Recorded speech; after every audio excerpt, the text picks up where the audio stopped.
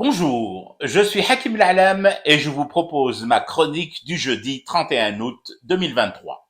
Elle s'intitule Pardon pour ce préoccupage. Vraiment désolé pour le dérangement.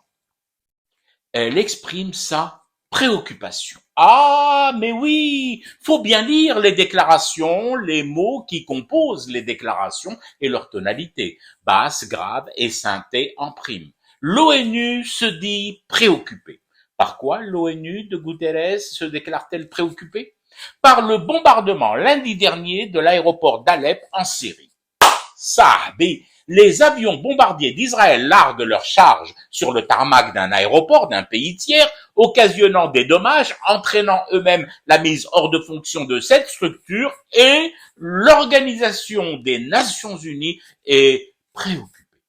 Moi, je suis préoccupé aussi lorsque le matin, je mets le contact pour démarrer ma voiture et que cette foutue guimbarde ne répond pas. Mais ça ne dure pas plus de 5 minutes, le temps d'appeler un Yassir.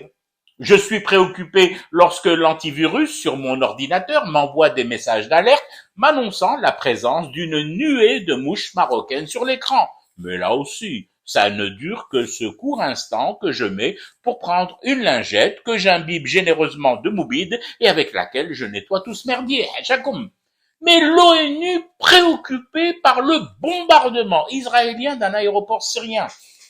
On ne doit pas avoir la même notion, la même définition du mot préoccupé, c'est Antonio. Si demain, l'aviation syrienne s'en va benoîtement bombarder l'aéroport de Tel Aviv, tu seras toujours aussi passablement préoccupé? Ou alors, comme le Qiyama, Koléa, elle tombe, la planète bien pensante entre en fusion, c'est la fin du monde utile, le Conseil de sécurité se réunit en urgence et les menuisiers de la démocratie mondiale préparent la potence au bout de laquelle Assad sera pendu comme l'a été Saddam?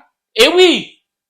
Faut juste nous dire, nous préciser ce que recouvre pudiquement et aussi légèrement le vocable préoccupé. Lorsqu'un pays se voit ainsi agressé, ses aéroports bombardés, et Israël, tranquillos, n'est même pas destinataire d'un avertissement, encore moins d'un blâme, inscrit à son dossier pourtant lourd d'état délinquant multirécidiviste. Remarque, je te comprends un chouïa, Guterres.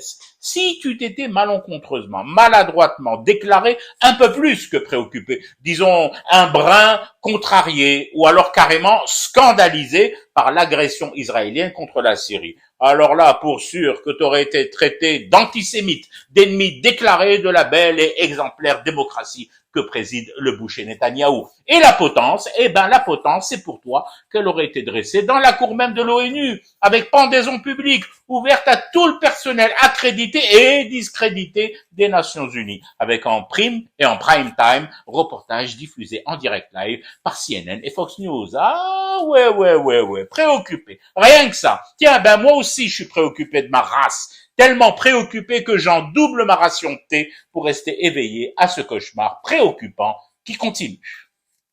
C'était Hakim L'Alam, je vous retrouve samedi pour une autre chronique et une autre façon de dire son amour à l'Algérie.